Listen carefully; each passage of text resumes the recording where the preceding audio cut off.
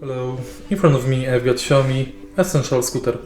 In this video I'll show you how to open the computer case.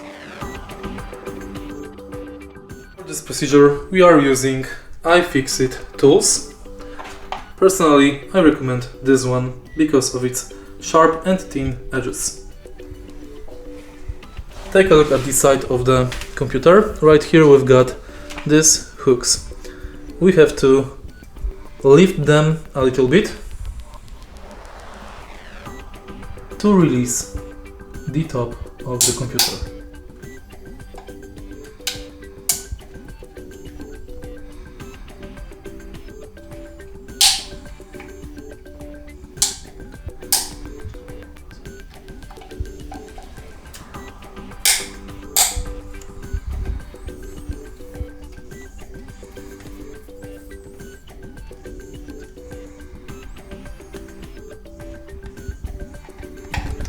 Once all locks are unlocked, simply lift the plastic cover. And it's done. If you find this video helpful, please leave a like, comment and subscribe.